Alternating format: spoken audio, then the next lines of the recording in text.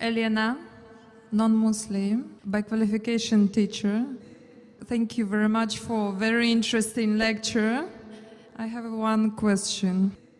I find it immoral and vulgar for a Muslim to have more than one wife. What do you think about this? Actually, I know the roots of this, but I want to know your opinion about this. And I think if our religions, Christianity and Islam unites, I think that Muslims should have one wife.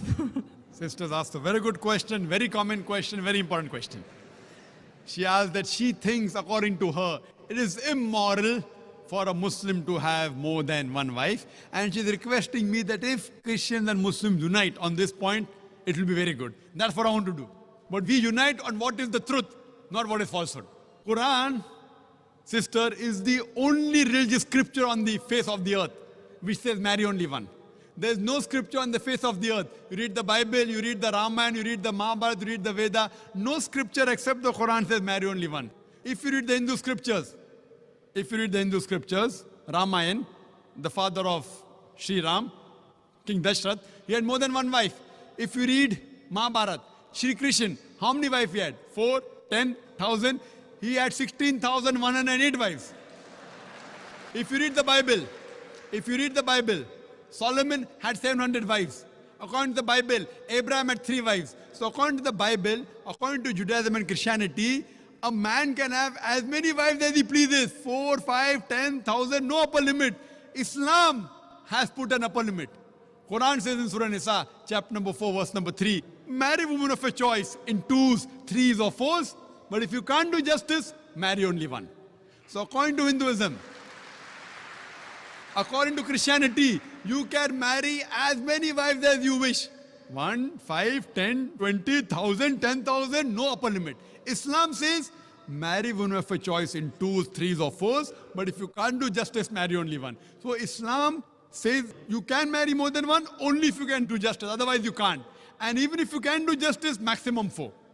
Now let's analyze what Quran says. Quran says in Surah Nisa chapter 4 verse 129, it is difficult to be just between your wives, therefore do not turn away from them altogether. So many people have a misconception that in Islam, it is compulsory to have 4 wives. It's not compulsory. To marry more than one wife, sister, is optional. It's mubah.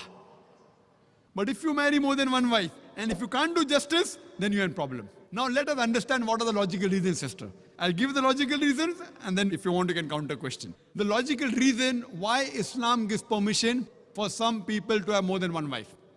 Now, by nature, if you analyze, male and female are born in equal proportion. But you ask any pediatrician, any medical doctor of the children, he will tell you that the female child can fight the germs and the diseases much better than the male child. So there are more male children dying as compared to female children. As life goes on, there is death due to cigarette smoking, death due to various other diseases, death due to alcoholism, death due to war, death due to accidents. There are more males dying as compared to female. Today in the world system, if you analyze, there are more females in the world as compared to males. There are more women as compared to men. Except in a few third world countries like India, where I come from, the female population is less than the male population. It is because of female feticide and female infanticide. If you stop this evil practice of female feticide and female infanticide, even in India, the population of the females will outnumber the male population.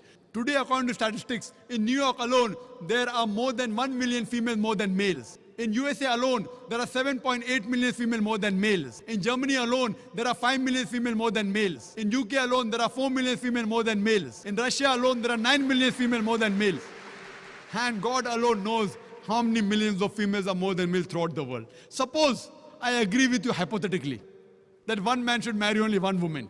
And if my sister happens to live in America, and if the market is saturated, or if your sister happens to live in America, and if the market is saturated, every man has found a woman for himself. Yet there will be 7.8 million females who will not find life partners. The only option remaining for these 7.8 million females is that they either marry a man who already has a wife or become public property. People will say, public property? Zakir, such a harsh word. It is the most sophisticated word I can use. I can't use a better word than that. You either marry a man who already has a wife or become public property. There's no third option.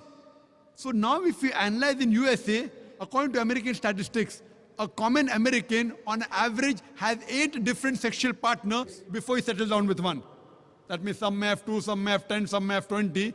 8 different sexual partners before he settles down with one. And you can have as many mistresses as you want. 1, 10, 20, no problem. But legal wife more than one, it doesn't go down the throat. And you ask any modest woman, if a woman becomes the second legal wife of a man, she gets respect, she gets honor, she gets the rights. If you become a mistress, there's no honor, there are no rights, she's degraded. So Islam has the solution to the problems of humankind. Today, there are more women in the world than the men. According to me, Islam has permitted some men to have more than one wife so that the woman can live modestly. Otherwise, it's not possible. I do agree with you, sister. I do agree with you, sister, that a woman would not like to share a husband. I agree with you. That a woman would not like to share a husband, but no woman under normal circumstances would like a husband to marry one more woman. But the Islamic Sharia says, let a small loss take place to prevent a big loss. A good Muslimah, a good Muslim woman who knows the world scenario, she would not mind taking a small loss, that is sharing a husband, to prevent a big loss, that is making a sister becoming public property. Yes, sister. Do you have any? I said immoral because if a woman has more than one man, she's a bad woman. But if a man has more than one woman, it's okay, yeah? That's a very good question. Sisters asked the question that if a man has more than one woman, he's a good man. No.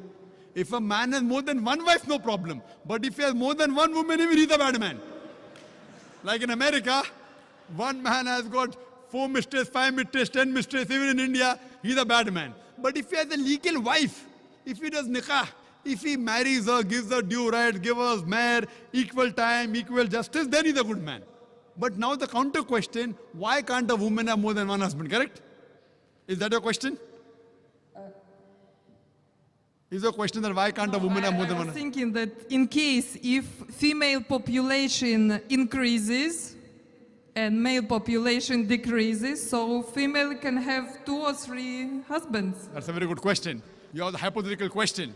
But Almighty God, who's our creator, He knows better than you and me. He's our creator. And the reason, because God has made the woman a stronger sex. She is medically more stronger than the man. You know that? I'm a medical doctor, sister. Medically, a woman can live for longer years than a man. We think the man is strong. Physically, man is strong. But medically, the woman is stronger. She lives longer. Her longevity, the average span of a woman is few years more than a man. That's in the pediatric age group. And regarding your main question, that Islam allows polygyny, a man to have more than one wife, but does not allow polyandry, that is a woman to have more than one husband. Why? The reason is that if a man has more than one wife, and if a child is born, you can easily identify who is the father and who is the mother. But if a woman has more than one husband, and if the child is born, you can identify the mother, but you can't identify the father.